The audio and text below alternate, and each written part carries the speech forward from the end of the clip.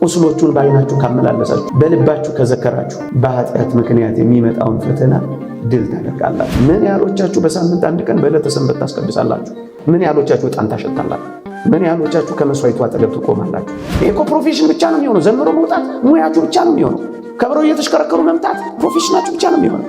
ይህ አይደለም ሕይወታችሁ። ይሄ እግረ መንገድ ጉዞ። በኃጢአት ወድቃችሁ ተስፋ ቆርጣችሁ በራሳችሁ ላይ አንዳች ነገር እንዳታደርጉ የመጀመሪያው ነጥብ እይታችሁን ጠብቁት። በደጃችሁ፣ በልባችሁ፣ በሰውነታችሁ፣ በአካላችሁ እግዚአብሔርን ማስታወስ ከጀመራችሁ ኃጢአት የዚህ ዘመን ያሉ የሚዲያ አማራጮች በዋናነት ኃጢአት ማለማመጃዎች ናቸው። በዋናነት ሃይማኖት ማስቀየሪያዎች ናቸው። ለዚህ ነው እይታችሁን ከቀደሳችሁ ሐሳባችሁ ይቀደሳል። ሐሳባችሁ ከተቀደሰ ስራችሁ ይቀደሳል።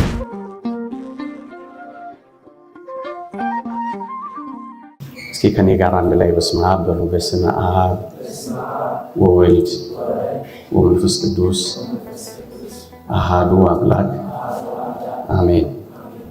የመጀመሪያው ነጥብ ምናልባት በውይይታችሁ የነበረው ስለ ወጣትነትና ስለ ፈተናዎቹ እንደተወያያችሁ አይቻልም። በዚህ ምክንያት ደግሞ ሊፈጠሩ ስለሚችሉ ተስፋ መቁረጦችም እንደተወያያችሁ ሰምቻለሁ እና ከነዚህ ጋር የተያያዙ አንዳንድ ጉዳዮችን እንደ እግዚአብሔር ፈቃድ አነሳለሁ እና የበለጠ እናንተ እንድታዳብሯቸው፣ የበለጠ እንድትወያዩባቸው፣ የበለጠ እንድታነቡባቸው፣ የበለጠ ከመምህረ ንስሐችሁ ጋር እንድትመካከሩባቸው፣ የበለጠ ደግሞ በቁም ነገር እንድትጸልዩባቸው አደራ ከማለት ጋር እግዚአብሔር የረዳኝን ያክል ጥቂት ነጥቦችን ለማንሳት እሞክራለሁ። እግዚአብሔር ከሁላችን ጋር ይሁን። እንደ አጠቃላይ በወጣትነት ብቻ አይደለም፣ እንደ አጠቃላይ ሰው በመሆን ዙሪያ ፈተናዎች ይኖራሉ። በወጣትነት ዘመን ቢያየልም ፈተናዎች ይኖራሉ። የመጀመሪያው ነጥብ የእነዚህን ፈተናዎች ምንጭ ማወቅ። የእኔ ፈተና ከየት ነው የመነጨው? የፈተናዬ ምክንያቱ ምንድን ነው? እሱን መጀመሪያ መለየት አለብን። ክርስቲያን ሆናችሁ ስትኖሩ፣ እንደ ክርስቲያን ስትመላለሱ ፈተናዎች፣ መከራዎች፣ ጉሰማዎች፣ መጎንተሎች ሊኖሩ ይችላሉ። የእነዚህን የፈተና ምንጮች ግን መለየት አለባችሁ። ይህንን ለማድረግ መጀመሪያ ራሳችሁን፣ ውስጣችሁን፣ ስሜታችሁን፣ ዝንባሌያችሁን፣ ሐሳባችሁን ሁል ጊዜ በትኩረት መፈተሽ አለባችሁ። ዝም ብሎ እንደሚገባ፣ ዝም ብሎ እንደሚወጣ፣ ዝም ብሎ እንደሚተራመስ ሰው እንደ ነገሩ መኖር የለባችሁ። ውስጣችሁን ማዳመጥ አለባችሁ። ራሳችሁን መፈተሽ መቻል አለባችሁ። ውስጣችሁን የምትመረምሩበት፣ ራሳችሁን የምታዩበት ስክነት ያስፈልጋችኋል።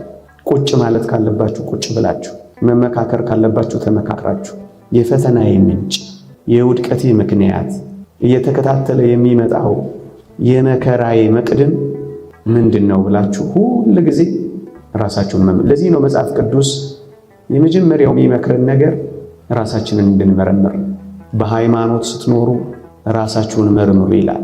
ስለዚህ ወጣቶች ሁል ጊዜ ራሳችሁን ልትመርምሩ ይገባል። ይሄ ቢረዳችሁ የፈተናችሁን ምንጭ ለማወቅ ይረዳችኋል። ስለዚህ የመጀመሪያው ነጥብ ራሳችሁን ሁል ጊዜ በመመርመር በእግዚአብሔር ቃል ትመረምሩታላችሁ። በወንድሞችና በአባቶች ምክር ትመረምሩታላችሁ። በሥርዓተ ቤተ ክርስቲያን፣ በሕገ ቤተ ክርስቲያን ትመረምሩታላችሁ። ውስጣችሁን ታደምጣላችሁ። ስሜቶቻችሁን ትፈትሻላችሁ። ከዚህ ነው የሚጀምረው። እንደ አጠቃላይ ፈተናዎቻችን እንገመት ብንልና ወይም እስከዛሬ የተማርነውን እንኳን ብናሰላስል አንደኛው ምንጭ የሚሆነው የዓይን አምሮት፣ የልብ ምኞት ነው ይላሉ አባቶቻችን። ፈተናዎቻችን የሚመነጩት ዓይናችን ከሚያያቸው፣ ዓይናችን አይቷቸው ልባችን ከሚመኛቸው እነዚህን ነው። የዓይን አምሮት፣ የልብ ምኞት ነው ፈተና የሚሆንብን። ስለዚህ እንደ ክርስቲያን ይልቁንም እንደ ወጣቶች እይታችሁንና የልብ ምኞታችሁን ሁል ጊዜ መጠበቅ አለባችሁ። ሁል ጊዜ መጠንቀቅ አለባችሁ። ምን ማለቴ ነው? ዓይናችሁ ወደ መራችሁ፣ ልባችሁ ወደ አሳሰባችሁ፣ ስሜታችሁ እንድታዘነብሉ ወደ ገፋችሁ ነገር ሁሉ እንዳትሄዱ ራሳችሁን መጠበቅ አለባችሁ። አውግስጢኖስ የተባለ ሊቅ እንዲህ ይላል፣ የኃጢአት ሰንሰለት የመጀመሪያው አገናኝ ማየት ናት ይላል። እደግመዋለሁ፣ ለኃጢአት ሰንሰለት የመጀመሪያው አገናኝ ማየት ናት ይላል።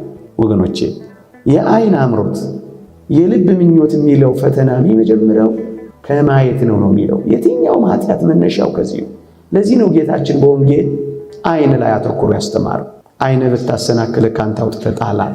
አይን ላይ አተኩሮ ያስተማረው የፈተናዎቻችን ሁሉ መግቢያ፣ የኃጢአት መውደቃችን ሁሉ ምንጩ ማየት ስለሚሆን ነው።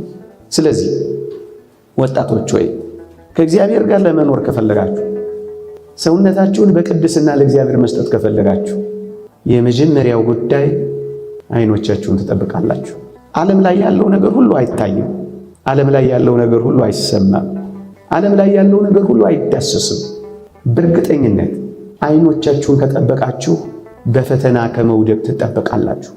ምክንያቱም ፈተናችሁ የሚጀምረው ከዚህ ነው። የትኛውንም በመጽሐፍ ቅዱስ ተመልከቱ። ከመጀመሪያው ሰው ከአዳምና ከሔዋን ሕይወት እንኳን ተረዱ። ታስታውሳላችሁ? ለአይን የሚያስጎመጅ ብላ አይደል የጀመረችው? በአይኗ እኮ ነው የተፈተነችው። የአይን አምሮት እኮ ነው ወደ ልብ ምኞት ይመራት። ወጣቶች ለአይን የሚያስጎመጅ ለጥበብን መልካም እንደሆኑ አየሁ እኮ ነው ያለችው። አካን የሚባለውንም ሰው መጽሐፈ ኢያሱ ምዕራፍ 7 ተመልከቱት። አየኋቸው፣ ተመኘኋቸው፣ ወሰድኳቸው፣ ቀበርኳቸው ነው ያለው። አየኋቸው፣ ከዚያስ ተመኘኋቸው፣ ከዚያስ ወሰድኳቸው፣ ከዚያስ። የኃጢአት ሰንሰለት ማለት ይሄ ነው። እውነትም እግዚአብሔርን ደስ አሰኝታችሁ መኖር ከፈለጋችሁ ወጣቶች እይታችሁን ገርበብ አድርጉት፣ እይታችሁን ጠብቁት። ለምን መሰላችሁ? እዩ አባቶቻችን ምን ይላሉ? ስራ ወይም የምንሰራው ስራ የሐሳብ ታዛዥ ነው ይላሉ። እየሰማችሁኝ ነው? የትኛው የምታደርጉት ነገር ከሐሳባችሁ መታዘዝ ነው ተግባሩ የሚመጣው። ያ ተግባር መነሻው ሐሳብ ነው፣ ሀለዮ የሚሉት አባቶቻችን ማለት።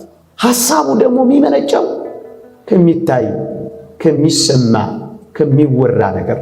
ስራ የሐሳብ ታዛዥ ነው። ስራችሁ በጣም የተቀደሰ እንዲሆን ከፈለጋችሁ ሐሳባችሁን መጀመሪያ ትቀድሳላችሁ። ሐሳባችሁ እንዲቀደስ ከፈለጋችሁ የምታዩትንና የምትሰሙትን ሁሉ ትቀድሳላችሁ።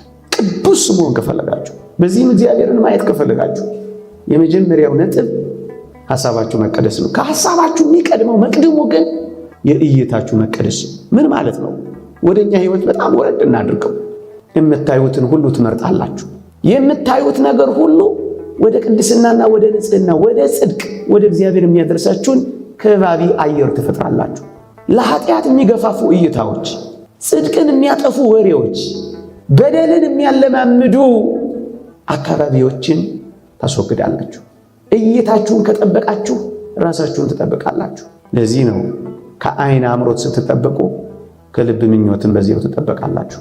ዮሐንስ ዘሰዋስው ጆን ዘ ክላይማክስ እንዲህ ይላል፣ ተመስጦውን በሰማያት ውበት ላይ አድርጎ ከማየቱ የተነሳ በማየት ምክንያት የሚመጣበትን እሳት ድል አድርጓልና ይላል ስለ አንድ ቅዱስ ሲናገር። አያችሁ፣ እይታችሁን ወደ ሰማያት በመውሰድ መንፈሳዊ እይታዎች እንዲኖራችሁ።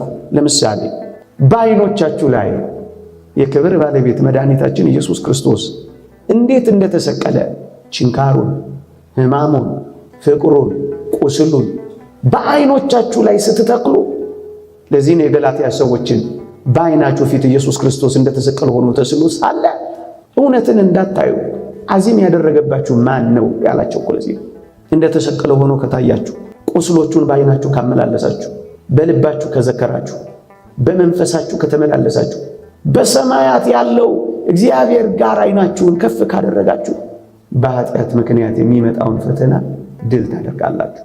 ለምሳሌ ቅዳሴ እያስቀድሳችሁ የሰማዕታትን ስዕል ባያችሁ ጊዜ በመንኮራኩር መፈጨታቸውን፣ በድንጋይ መወገራቸውን፣ በእቶን እሳት ውስጥ መጣላቸውን፣ ሕዋሳቸውን መቆረጣቸውን ባያችሁ ጊዜ የሚታያችሁ ሰማያዊ ዋጋ ነው፣ ሰማያዊ አክሊል ነው፣ ሰማያዊ ክብር ነው። ይሄንን ዓለም መናቅን ነው። እነዚህ እይታዎች ምን ያደርጉላችኋል? እዚህ ውስጥ ያለውን እይታችሁን ያስተካክሉላችኋል። አያችሁ፣ ሰማያዊ እይታን በማምጣት አባቶቻችንን ተመልከቷቸው። በጣም የጸኑት እነዚህን በልባቸው ተክለው በዓይናቸው አመላሰው። ነቢያት ከሩቅ ተመልክተዋታልና የሚለው ቅዱስ ጳውሎስ ሁል ጊዜ እግዚአብሔርን ያስቡታል፣ እግዚአብሔርን ያዩታል። ዮሴፍ ለዚህ ቅዱስ ምስጢር በጣም ተጠቃሽ ነው። ከአባቱ በጣም ርቋል፣ በወገኑ ተገፍቷል፣ ብቸኝነት አጥቅቶታል። እዚያ ካለው ሕዝብ ሁሉ የበታች ሆኗል። በዚህ ሁሉ የበታችነት ውስጥ፣ ብቸኝነት ውስጥ፣ በቤተሰብ መተው ውስጥ፣ በእንግዳ ሀገር፣ በባዕድ ምድር መኖር ውስጥ ዮሴፍን አስታውሱት። ምን ነበር የሚለው? እግዚአብሔር በፊቴ ነው እኮ ነው የሚለው። ወጣቶች ሆይ ዘውትር እግዚአብሔርን በፊታችሁ ካደረጋችሁ ተስፋ መቁረጥን፣ ብቸኝነትን፣ የበታችነትን፣ የባዶነትን፣ የኃጢአት ስሜትን ሁሉ ድል ትነሳላችሁ። ምክንያቱም ብቻዬን ነኝ እንዳትሉ እግዚአብሔር ከእናንተ ጋር እንዳለ ይሰማችኋል። የበታች ነኝ እንዳትሉ ልዑሉ እግዚአብሔር ከፍ እንደሚያደርጋችሁ ታምናላችሁ። በኃጢአት ወድቃለሁ እንዳትሉ በፊቱ ስለሆናችሁ ኃጢአት አትሰሩም፣ ትጠነቀቃላችሁ። እግዚአብሔር ያየኛል ስለምትሉ ትጠበቃላችሁ። አያችሁ፣ ያቺ ሴት መጣ በፈተነችው ጊዜ ትዝ አይላችሁ? በጣም ተውባ በጣም ተሰንግላ ፊቱ በቆመች ጊዜ እንዴት እንዳሸነፋት እዩ። እሷ ናት ፊቱ የቆመችው፣ ግን እሷ ምን አለ? በእግዚአብሔር ፊት እንዴት ኃጢአት እሰራለሁ አለ። አያችሁ፣ በፊታችሁ ሁል ጊዜ እግዚአብሔርን ካያችሁ፣ ስትወጡ ስትገቡ፣ በደጃችሁ፣ በልባችሁ፣ በሰውነታችሁ፣ በአካላችሁ እግዚአብሔርን ማስታወስ ከጀመራችሁ ኃጢአት አትሰሩ። እየሰማችሁ የአይን አምሮት፣ የልብ ምኞት አይኖራችሁ። እንደዚህ ነው ያሸነፉት፣ እንደዚህ ነው ያጠፉት፣ እንደዚህ ነው ያሸነፉት፣ እንደዚህ ነው ያጠፉት እኮ አባቶቻችን። ዮሐንስ አጽብዕን ተስታውሱ። ከገዳም ወደ እስክንድርያ ልከውት ሲመለስ አባታችን ሆይ እስክንድርያ እንዴት ናት? ውብ ናት እንዲነግራቸው እኮ ነው። ዮሐንስ አጽብዕ ግን ምን አለ? በጣም የሚገርም ቃል። አባ እስክንድርያ ምን ትመስላለች ሲሏት አላየኋትም አላት። ምን አላልኳት? አላየኋትም። የማይታይ ነገር አትዩ። ምን ማለት ነው? በጣም ግልጽ ላድርግላችሁ። ሩካቤን የሚያለማምዱ ፊልሞች፣ መረን የወጡ የሰይጣን ስራዎች፣ እግዚአብሔርን የሚያስረሱ ዳንሶችና ዘፈኖች፣ ኃጢአትን የሚያቀጣጥሉ ወሬዎች ከነሱ ራቁ። ከእይታችሁም ከመስማታችሁም አጥፉ። ለእናንተ ለክርስቲያኖች አይጠቅሙምና።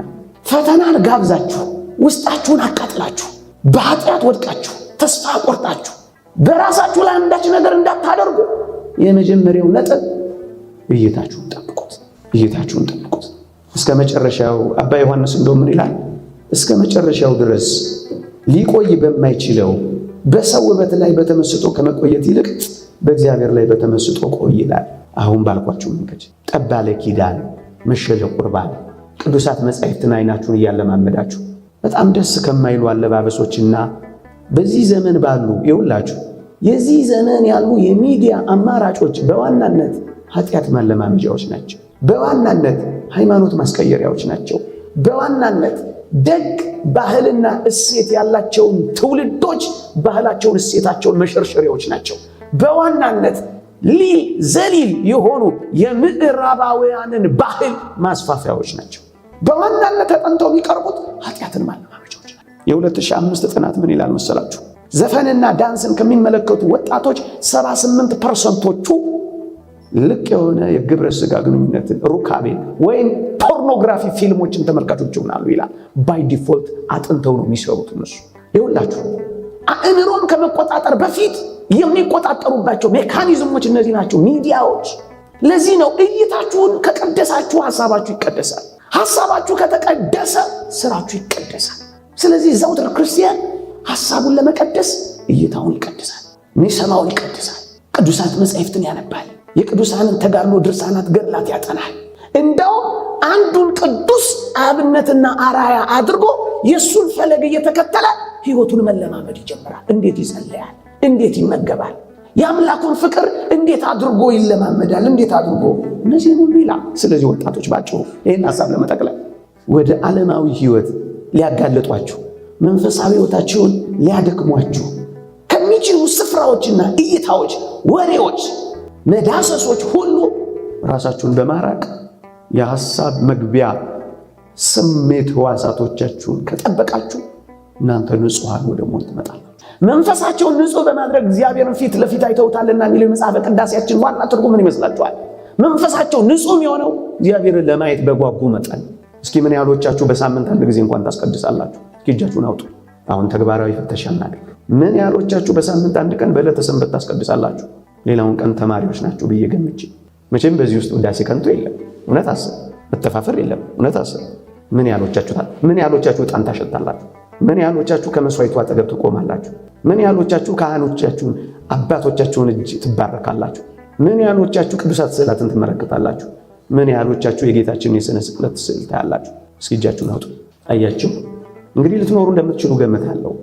ዝም ብላችሁም ምን አወጣጣን ብላችሁም ሊሆን እንደምችል አስባለሁ። ግድ የለም። በዋናነት ግን መኖር ከፈለጋችሁ እስካሁን የተወያያችሁበትን በእርግጠኝነት ተግባራዊ ሕይወትን መለማመድ ከፈለጋችሁ ቤተክርስቲያን ይውላችሁ በዛኛው እይታ ፈንታ የምታዩት አለ፣ በዛኛው የምትሰሙት ፈንታ የምትሰሙት አለ።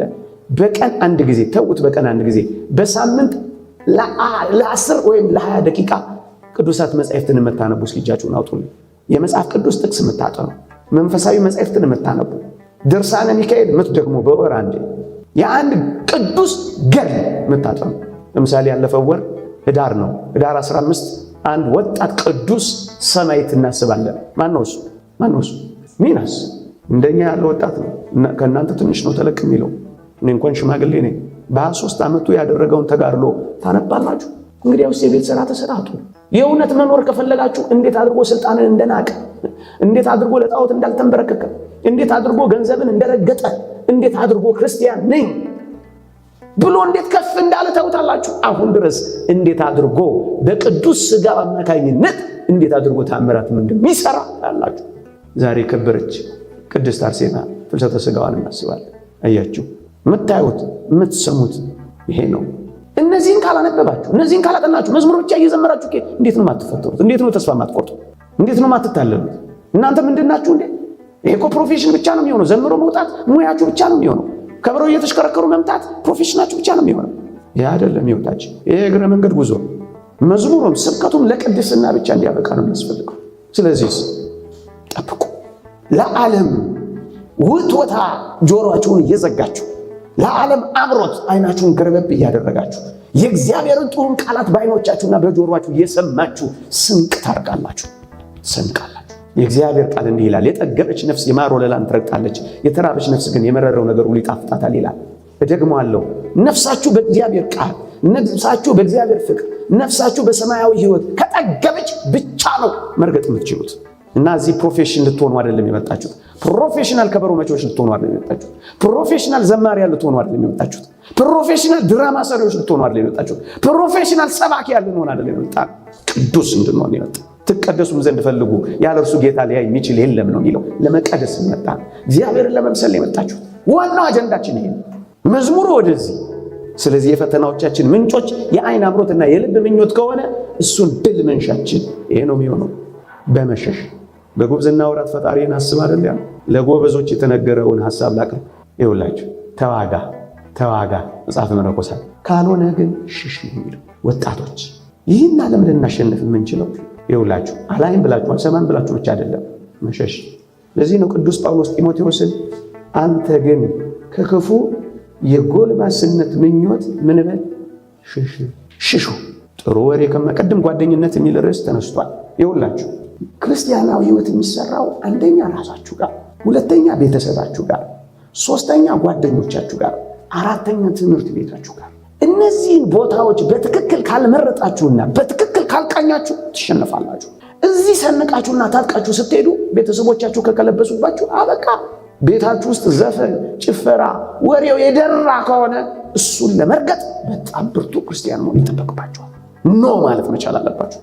እየሰማችሁ በጓደኞቻችሁ ውትወታ ደግሞ ንጽህናችሁን ለማጣት ድንግልናችሁን ለማጣት ለርኩሰት ጥቂት እንኳን እስኪቀርብ ድረስ ከተፈተናችሁ አይ እምቢ ለማለት አቅም ያስፈልጋችኋል።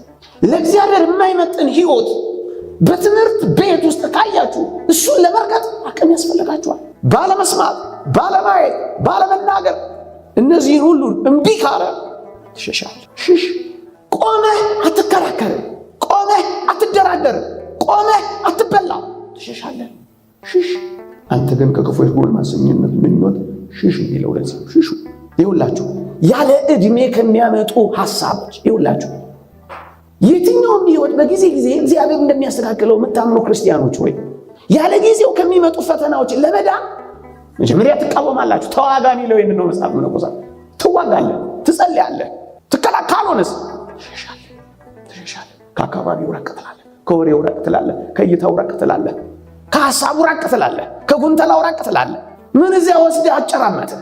ሽሽ ትሸሻላችሁ። ለክርስቲያን ከማይሆኑ ወሬዎች ትሸሻላችሁ።